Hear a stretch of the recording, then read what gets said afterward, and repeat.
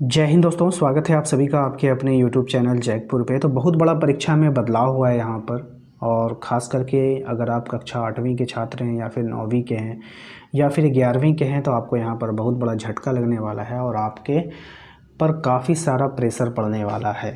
साथ ही साथ matric inter के परीक्षा के तर्ज पर जो है यहाँ पर जो है परीक्षा लेने का जो है वो सूचना जारी कर दिया गया है। क्या है पूरी खबर हम आज के इस वीडियो में आपको बताएंगे। चैनल पे जो लोग पहली बार आए हैं सब्सक्राइब कर लीजिएगा, बेल आइकन को प्रेस कर लेना है ताकि आपकी परीक्षा की तैयारी बेहतरीन ढंग से हो पाए। पूरी खबर क्या है वो पहले में हम आपको यहाँ पर दिखाते हैं। हो सकता है आपको यहाँ पर धुंधला दिखे, लेकिन आप हमारे आवाज़ को सुनिएगा ध्यान से और मैं क्या कह रहा हूँ उस पर ध्यान दीजिएगा, ठीक है।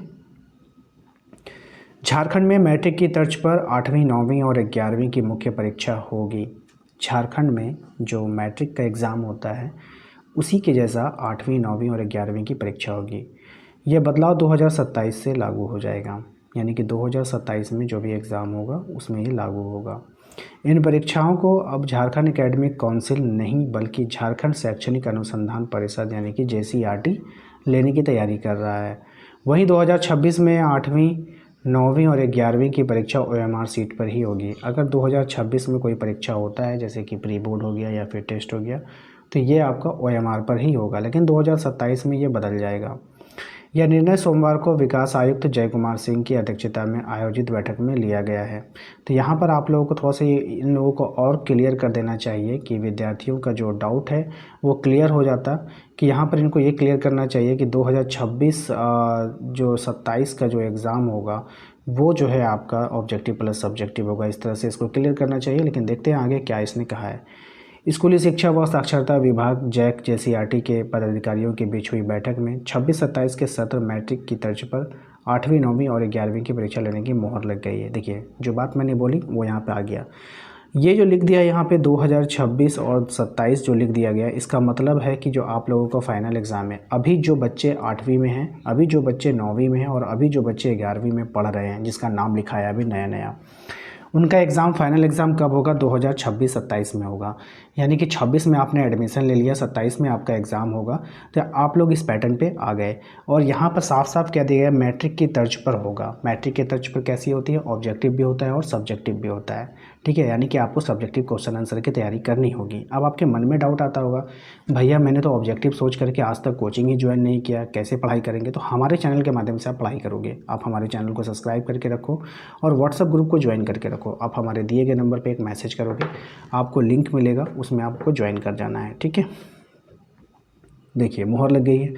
ये परीक्षाएं लिखित रूप में होगी। इसमें वस्तुनिष्ठ यानी कि ऑब्जेक्टिव, लघु उत्तरीय प्रश्न और दीर्घ उत्तरीय प्रश्न होंगे। वर्तमान 2025-26 के शैक्षणिक सत्र में पूर्व की भांति OMR सीट पर ही होगा। देखिए 25-26 का तो एग्ज़ाम हो चुका, लेकिन फिर भी ये जो है लिख दिया है। इसमें आपको असल में क्या होगा कि किसी किसी का है ना एग्ज़ाम पैटर्न, जो मतलब कोई बच्चे फेल कर गए तो नंबर बढ़ाने के लिए एग्ज़ाम हो रहा है या फिर विशेष परीक्षा ली जा रही है, तो उसके लिए ये कहा जा रहा है कि उसके लिए सब्जेक्टिव नहीं होगा, वो ऑब्जेक्टिव ही देंगे। लेकिन जो बच्चे अभी नाम लिखा लिए हैं 8वीं में 9वीं में 11वीं में और वो पढ़ाई कर रहे हैं, तो उनका 2027 में फाइनल एग्ज़ाम होगा, फरवरी मार्च में अप्रैल में, तो उनको सब्जेक्टिव देना होगा।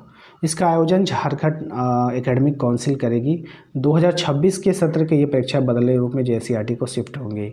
बात सुनिए अभी के लिए। तो यहाँ पर मैं आप लोगों को इतना घिचपिच जो है ये चीज़ ना बता करके सीधी सीधी बात बताता हूँ कि जो बच्चे, जैसे कि किसी ने मैट्रिक 8वीं में 9वीं में और 11वीं में कोई बच्चे फेल कर गए, किसी का नंबर कम आया था, कोई एग्ज़ाम नहीं दे पाए थे, तो उनका एक विशेष परीक्षा लिया जाता है।